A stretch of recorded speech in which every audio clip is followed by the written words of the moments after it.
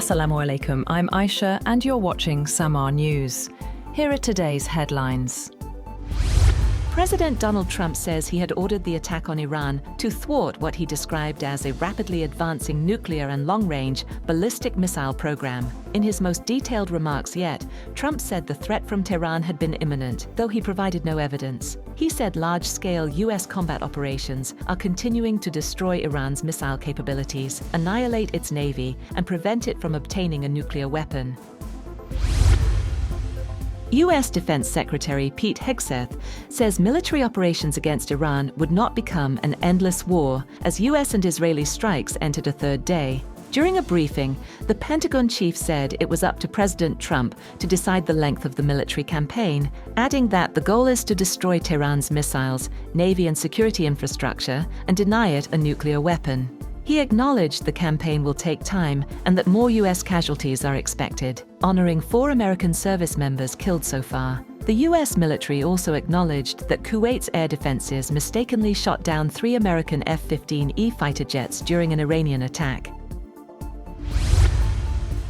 Saudi Arabia's state oil giant Aramco has shut its Ras Tanura refinery following a drone strike, after Tehran launched strikes across the region in response to the US-Israeli attack on Iran. An Iranian drone strike targeted the major Saudi oil facility, triggering a small fire at one of the kingdom's most critical refining hubs. An industry source said it was shut as a precautionary measure, and the situation is under control. Iran's National Security Council Secretary Ali Larijani denies reports of renewed talks with the United States, calling President Donald Trump's actions delusional and accusing him of turning America first into Israel first. Larijani rejected Wall Street Journal claims of negotiations via Oman, saying Trump's military operations risked American lives to further Israel's goals. He emphasized that Iran's armed forces did not initiate aggression and that the Iranian people are defending themselves. Earlier, Trump expressed willingness to engage with Iran's surviving leadership amid rising tensions. Israeli airstrikes pounded Beirut's southern suburbs early Monday, killing 10 people, after Hezbollah launched missiles and drones toward Israel in retaliation for Iran's supreme leader's martyrdom. The bombardment, concentrated in Dahiyeh, a Hezbollah stronghold, prompted hundreds of thousands of Lebanese civilians to flee, creating chaos across parts of Beirut during Ramadan. Roads were clogged with residents escaping the attacks as Israel ordered evacuations from dozens of villages in southern and eastern Lebanon. Turkish President Recep Tayyip Erdogan has condemned US and Israeli attacks on Iran as a clear violation of international law, saying Turkey shares the pain of the Iranian people. Speaking in Ankara, Erdogan said Turkey would intensify diplomatic efforts until a ceasefire is reached, warning that the conflict poses serious risks for the region and the wider world. Following the killing of Iran's supreme leader, Ayatollah Ali Khamenei, senior U.S. officials remain doubtful that U.S. and Israeli operations will trigger near-term regime change. President Donald Trump called on Iranians to seize this moment and take back your country, but intelligence assessments question whether Iran's opposition can topple the long-standing theocratic system. Officials also noted uncertainty over whether new Iranian leaders would adopt a different approach to nuclear negotiations.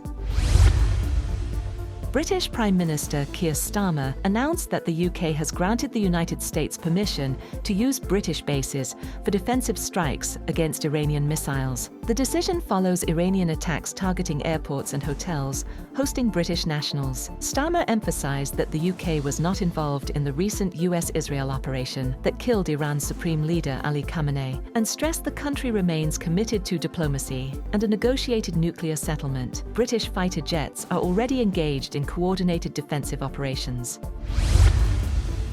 Meanwhile, Qatar has announced halting liquefied natural gas production as Iranian strikes on Gulf states triggers shutdowns across the region. Qatar supplies about 20% of the world's LNG. State-owned Qatar Energy is set to declare force majeure after drone attacks on facilities at Ras Laffan. The disruptions have added pressure to global energy markets as the conflict enters a third day. French President Emmanuel Macron has said that his country will increase the size of its nuclear arsenal and harden its deterrence model amid growing global instability. Speaking from a submarine base in Brittany, Macron warned that the world is entering a period of geopolitical upheaval with a rising risk of conflicts crossing the nuclear threshold. India and Canada have unveiled a series of agreements spanning critical minerals, clean technology, and nuclear energy. Speaking in New Delhi alongside Canadian Prime Minister Mark Carney, Indian Prime Minister Narendra Modi described the renewed engagement as a turning point, saying ties between the two countries have gained new energy, mutual trust, and positivity. The two countries announced a long-term uranium supply agreement to support India's expanding nuclear power ambitions, alongside cooperation on small modular reactors and advanced nuclear technologies.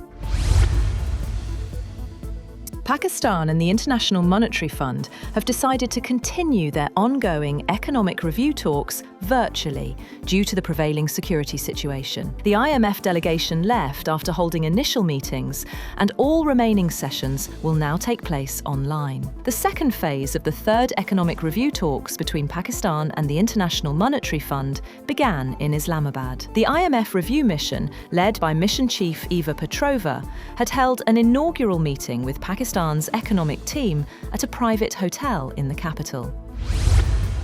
That's all for now.